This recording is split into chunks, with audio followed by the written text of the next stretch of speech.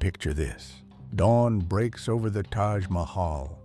The marble glows, soft, pale, perfect. Tourists raise their phones. Lovers hold hands.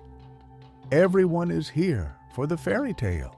But listen, beneath the hush of admiration, beneath the cool white stone and the silence of centuries, there is a sound, a scream, faint but unyielding, trapped in the architecture like a soul that never passed on.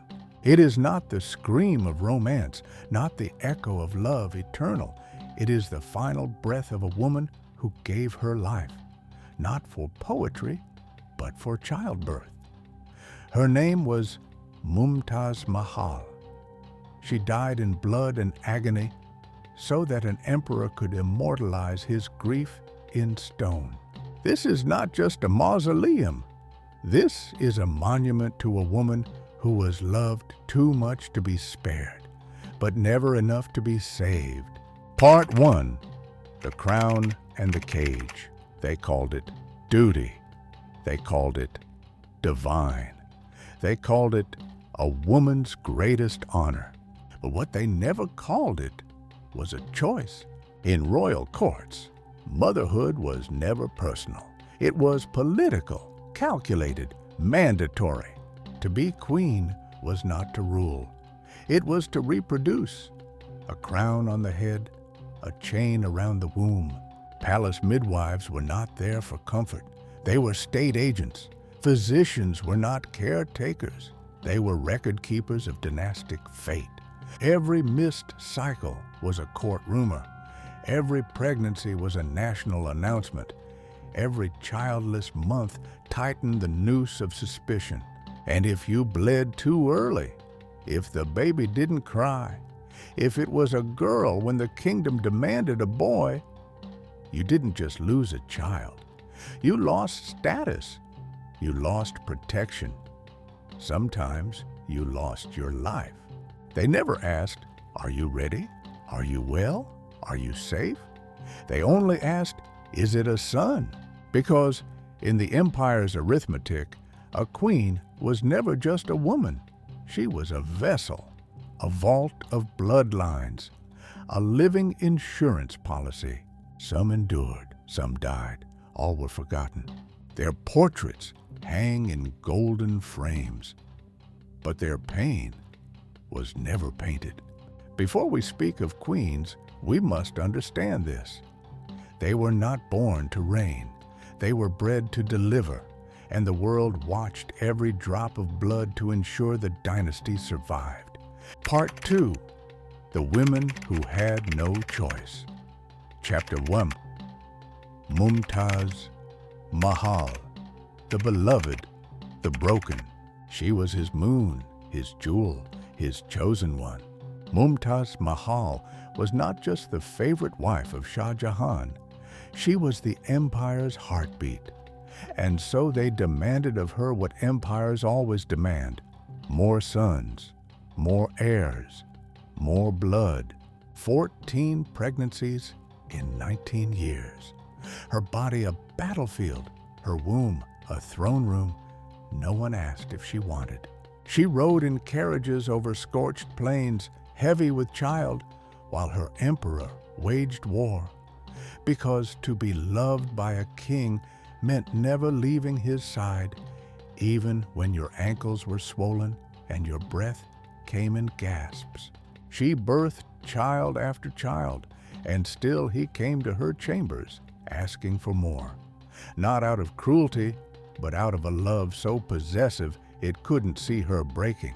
On June 17, 1631, in a small chamber in Burhanpur, she screamed for 30 hours. Her blood pooled beneath her like a crimson sea. The linens were soaked. Her voice cracked. No one could save her. She died, giving him a daughter. She died the way many royal women did, not of weakness, but of being used to death. And what did the world do? It wept. Then it built a wonder. The Taj Mahal rose from her grave like an apology too late. White marble perfection for a woman who died in blood. Tourists call it the greatest love story ever told. But love does not ask for your life. Love does not bury you in silence and call it beauty. Mumtaz was not the first, and she was far from the last. Across oceans and centuries, queens like her bled quietly into history. Let us meet the woman who carried 17 children and was buried beneath the silence of them all, Queen Anne of England. Chapter 2. Queen Anne, the empty cradle of a kingdom. She wore a crown, but her throne was built on cribs that never held a child long enough. Queen Anne of England, last of the House of Stuart, carried the weight of a dynasty in her womb 17 times. 17 sparks of hope, 17 flickers of promise, and 17 funerals. Some died before they took their first breath. Others lived just long enough to be named, then vanished into velvet-lined coffins. Her first child was a stillborn girl. Her last breath carried no air. And in between, stillbirths, miscarriages, tiny graves beneath Westminster Abbey. To the world, she was the queen, but to the court, she was a vessel. Every pregnancy was announced like a royal victory, every loss recorded like a failed treaty. Physicians debated the state of her womb like it was national security. Courtiers whispered behind doors, "Why can't she keep a child alive?" Her body was not her own. It belonged to England, and England kept asking for what she could not give. They called it divine punishment. They blamed her weight, her illness, her blood. But no one blamed the crown that asked one woman to carry the future of an empire in a body already broken. When her only child to survive beyond infancy, William, died at age 11, it wasn't just a mother burying her son. It was a dynasty exhaling its final breath. Now, Anne lies in Westminster, surrounded by the tiny coffins of her children. 17 losses in stone, 17 silences where laughter should have lived. And yet Anne was not alone in her pain. Across the Austrian court, another queen would spend 2 decades birthing children like clockwork, while ruling an empire at war. Her name was Maria Theresa, and she made motherhood a weapon. Chapter 3. Maria Theresa, the empire in her veins. She ruled like a man, but bled like a woman, and the empire made her do both at the same time. Maria Theresa of Austria, Holy Roman Empress, mother of 16. 16 children in 18 years. A pregnancy every 13 months. No time to heal, no time to grieve, only time to serve. She did not just raise nations, she birthed them. Between treaties and invasions, between court intrigue and battlefield maps, she changed nappies, nursed infants, and arranged marriages for daughters while crowning sons. She negotiated peace with a swollen belly under brocade. She signed war declarations between contractions. There was no division between crown and cradle. Her palace was a nursery. Her throne was a rocking chair. Her body belonged to the Habsburg line.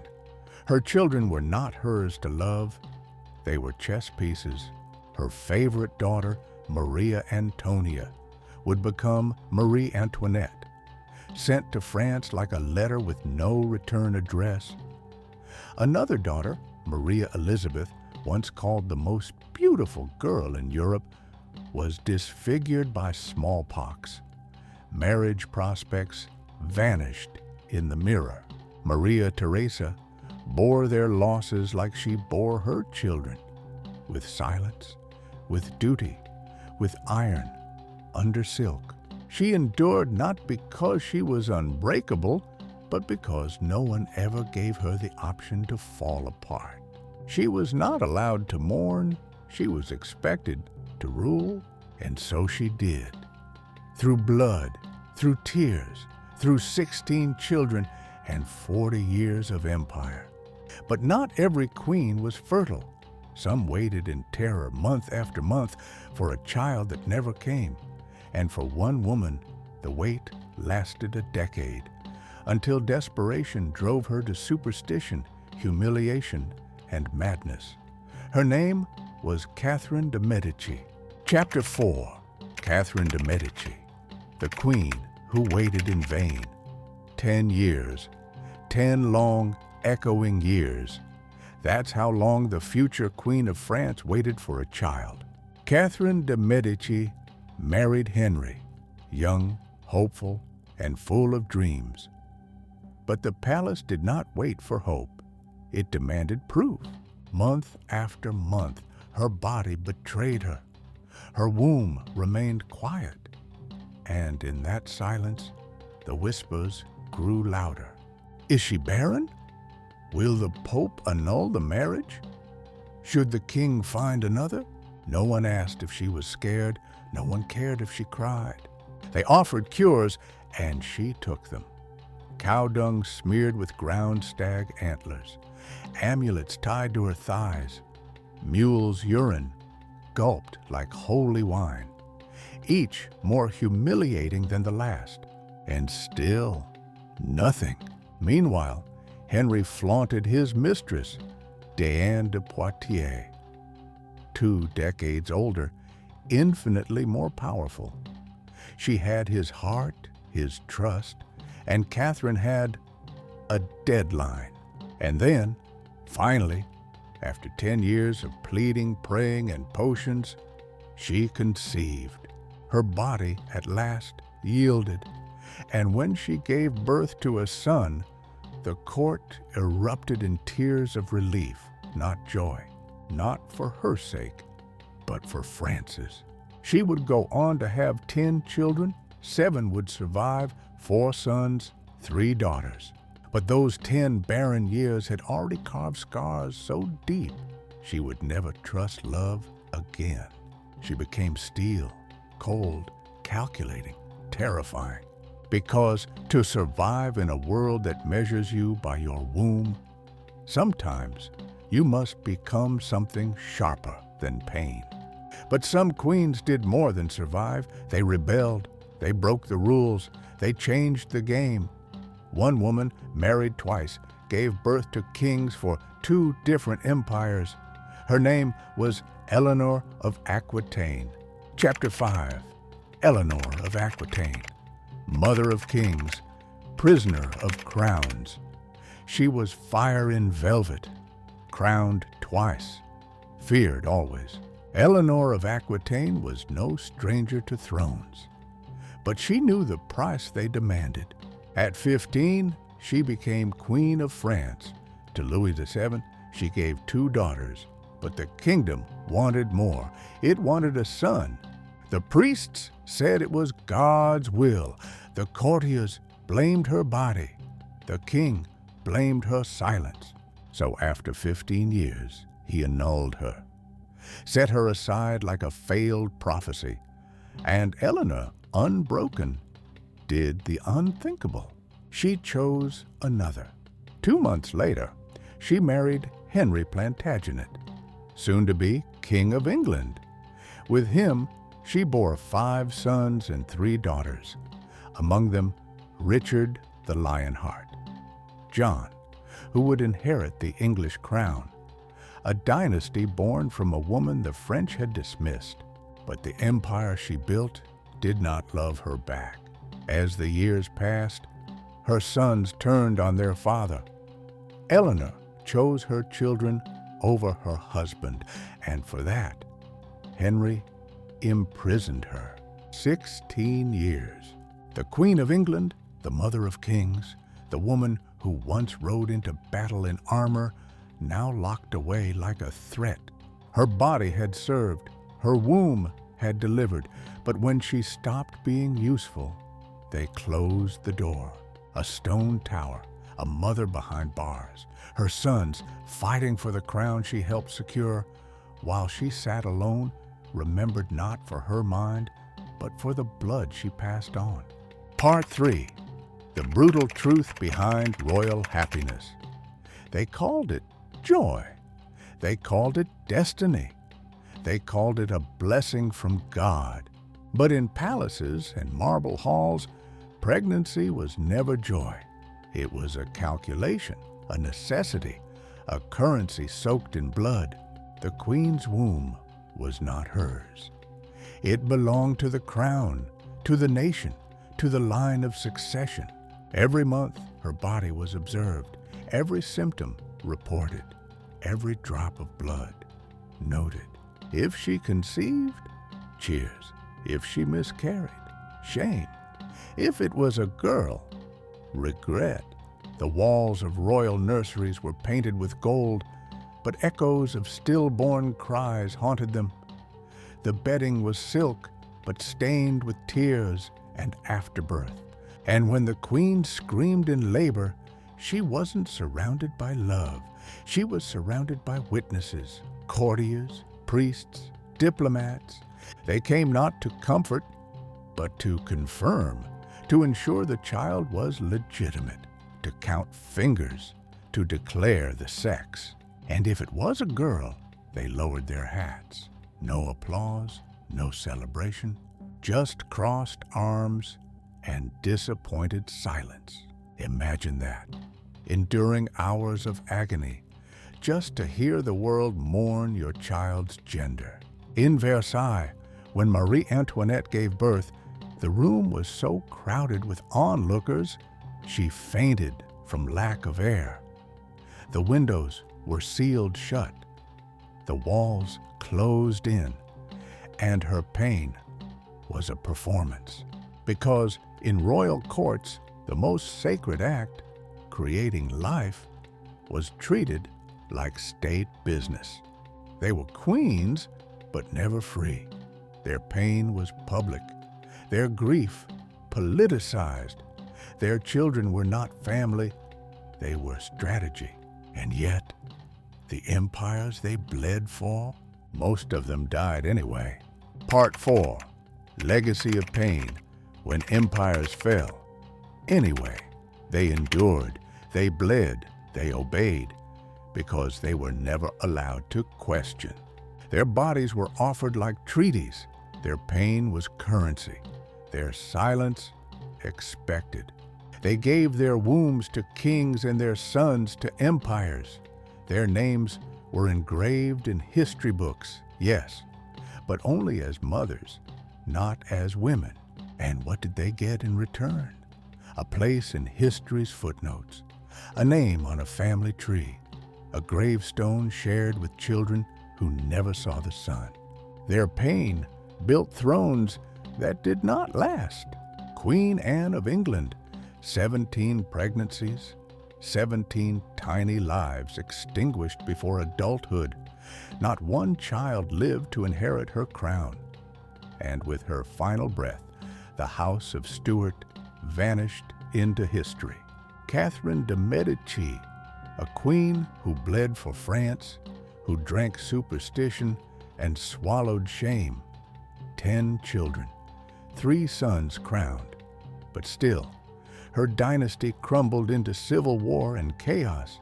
Maria Theresa, Empress of Austria, the Iron Mother of Europe.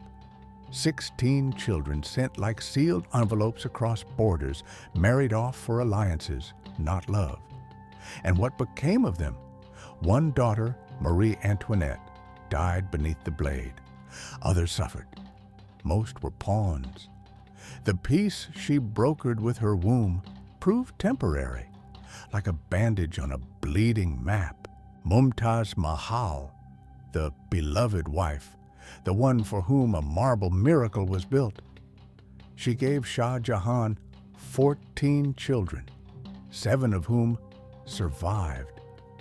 But even the Taj Mahal couldn't preserve the Mughal Empire. It fell quietly, inevitably, within 2 generations. And Eleanor of Aquitaine, a woman who defied her time, who birthed kings for 2 empires, yet in the end, her sons betrayed one another, and her husband locked her away like a queen too powerful to remain free. All that suffering, all that sacrifice, all that blood soaked into royal sheets, into battlefield mud, into palace corridors. For what? Empires that cracked, crowns that rusted, legacies that forgot their foundations. History remembers the kings, their battles, their betrayals, their boasts carved in stone. But it forgets the women who died to make those boasts possible. In Agra, millions pose before the Taj Mahal. They call it a temple of love. But love didn't kill Mumtaz Mahal. Childbirth did. Obedience did. Empire did. In Westminster, tourists pass beneath the vaulted ceilings and over the grave of Queen Anne. They speak of her reign, but not of the 17 silent souls buried with her. In Vienna, paintings show Maria Theresa smiling, surrounded by healthy children. But no one painted the miscarriages, the infant coffins, the nights she sobbed alone in rooms echoing with royal quiet. Their legacy was not love, not power, not even children. Their true legacy was the institutionalization of pain, the normalization of sacrifice, the stripping away of womanhood in service to inheritance. And the cruelest tragedy, they were never told they had value beyond their reproductive capacity. No one looked them in the eyes and said, "You are enough," without a son. But they were. They were brilliant, resilient, loving, complex, human. They were worth remembering, not because of the bloodlines they continued, but because of the blood they spilled that history ignored. Today, royal pregnancies come with doctors, dignity, and press releases. But make no mistake, the pressure remains.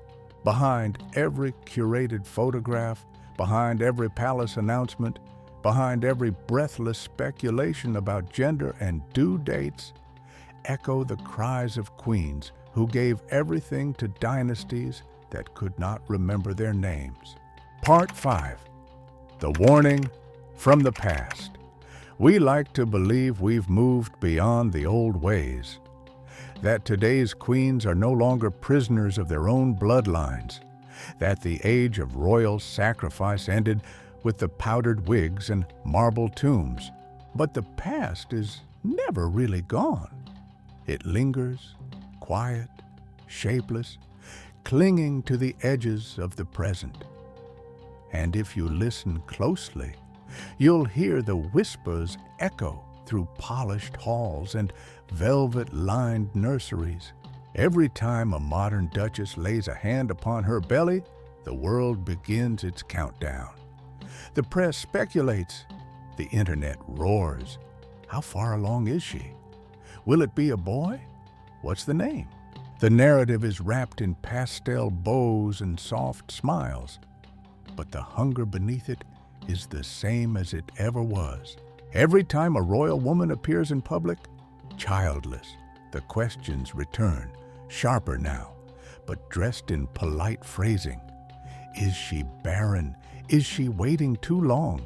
Is she failing? We no longer chain them to thrones, but we bind them with expectations. And when they dare to break the script, the backlash is swift. When Meghan Markle shared her miscarriage, the headlines were louder than her grief. When Catherine, Princess of Wales, suffered from debilitating illness during pregnancy, there was sympathy, yes, but also scrutiny.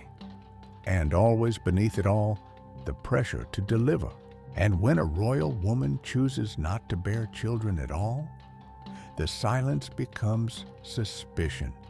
The tradition becomes a noose. Because deep down, in the collective psyche of nations, a queen is still not fully hers. Not entirely, not truly. Picture Anne Boleyn walking alone at midnight, the moonlight falling across her chamber floor like a blade. She knows her womb is her only weapon and her most dangerous liability. Picture Catherine de' Medici, desperate, humiliated, smearing her skin with filth and superstition because her crown was growing heavier by the month.